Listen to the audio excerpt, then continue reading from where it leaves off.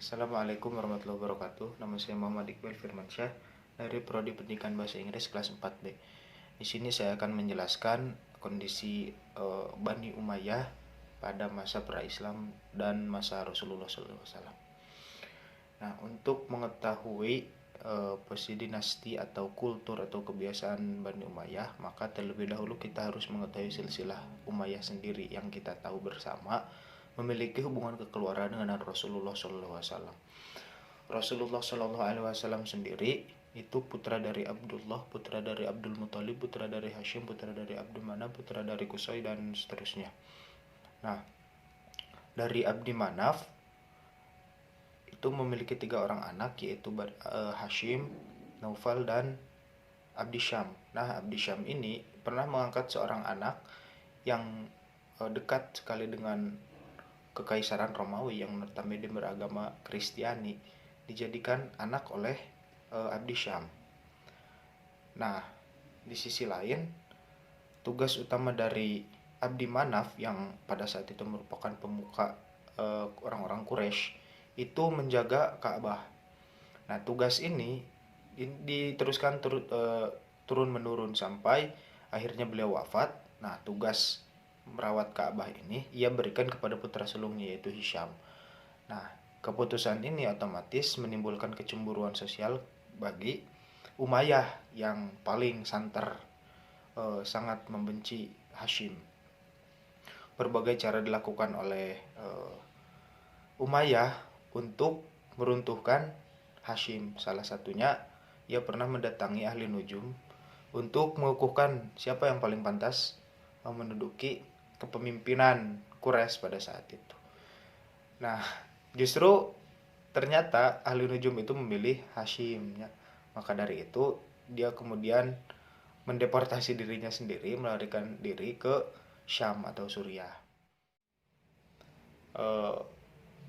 Kebencian Bani Umayyah terus berlanjut sampai pada akhirnya Hashim wafat dan beliau menitipkan kepemimpinan Quraisy saat itu dan otoritas Ka'bah kepada putranya Abdul Muthalib yang mana merupakan kakek dari Rasulullah SAW.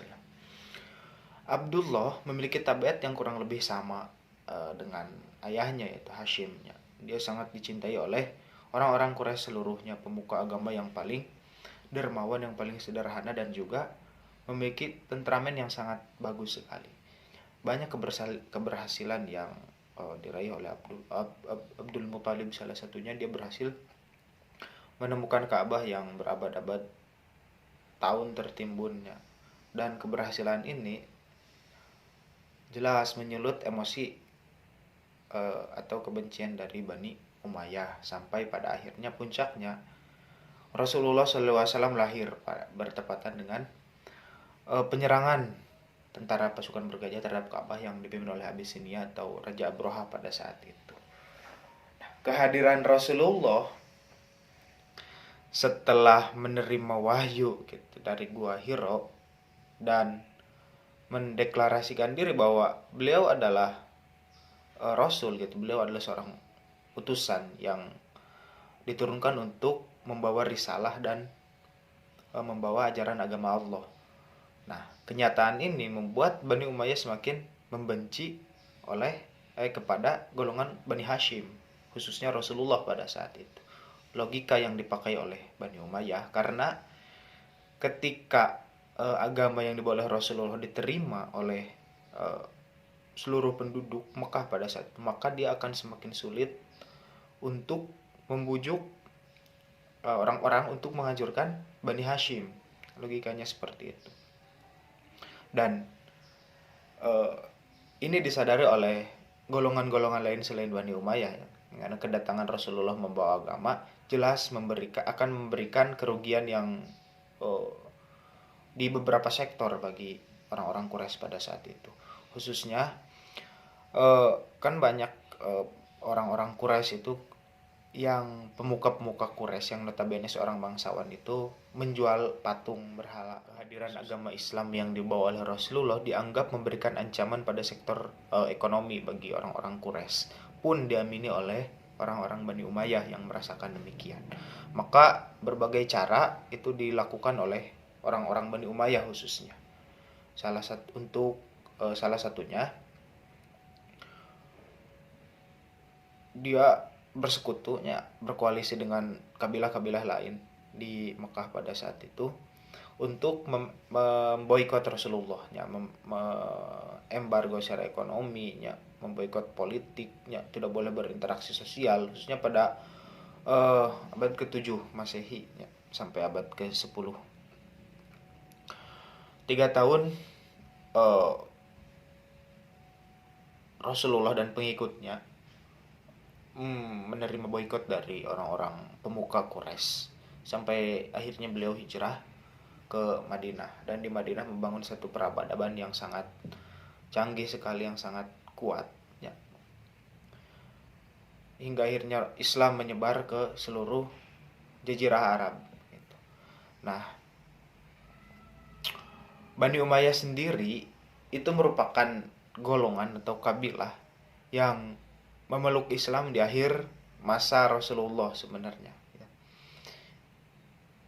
Itu ditandai dengan masuk Islamnya pemuka mereka itu Abu Sufyan bin Harb, yang paling membenci Rasulullahnya. Beberapa kali dia mengilhami perang-perang dengan umat Islam, salah satunya perang Badar, perang Uhud yang menewaskan paman Rasulullah. Itu sedikit banyak diilhami oleh pemikiran-pemikiran yang ada di bawah kendalinya. Karena memang Bani Umayyah ini sejak zaman dahulu ini memiliki mentalitas petarung. Tokoh-tokohnya banyak sekali memimpin pasukan-pasukan dalam beberapa peperangan.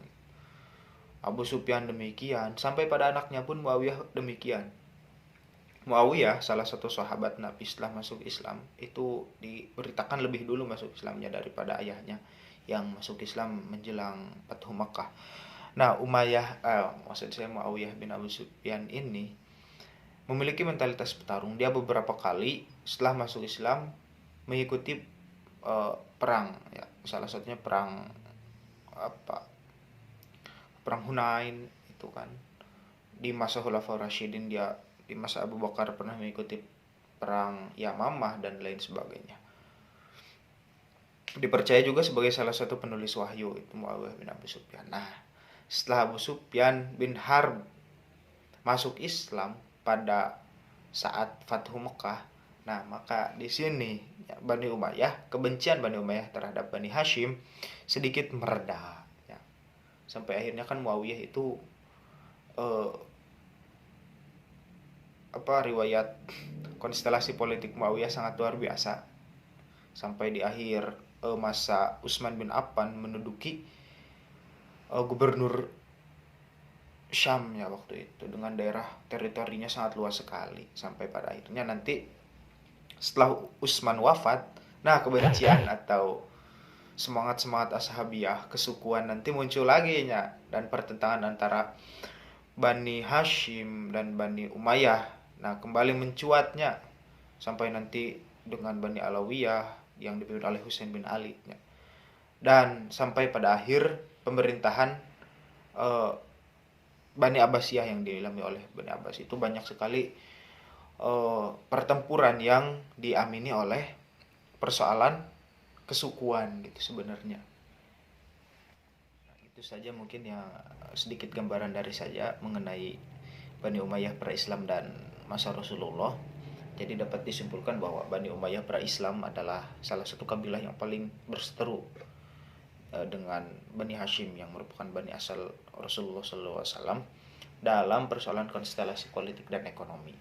Dan perseteruan itu bisa diredam pada masa Rasulullah SAW ya, terbukti dengan diislamkannya pemuka mereka yaitu Abu Sufyan bin Harb yang paling membenci Islam dan yang paling mengilhami beberapa pertempuran dengan Islam, dan Muawiyah bin Abi Sufyan yang merupakan anak dari Abu Sufyan bin Harb dan juga pendiri dari Bani Umayyah pada zaman Rasulullah ini, merupakan sahabat yang memiliki loyalitas tinggi terhadap Islam. Salah satu ke dalam penulis wahyu juga dan lain sebagainya. Nah, mungkin hanya itu yang dapat saya sampaikan. Kurang dan lebihnya mohon dimaafkan. Semoga kita bisa mengambil ibrah dari apa yang kita dapat dalam beberapa kajian sejarah yang kita baca mungkin dan lain sebagainya, sehingga mampu mengamalkan yang baiknya diamalkan, yang jeleknya kita buang. Allahumma wafiq ila aqwamit thoriq. Wassalamualaikum warahmatullahi wabarakatuh.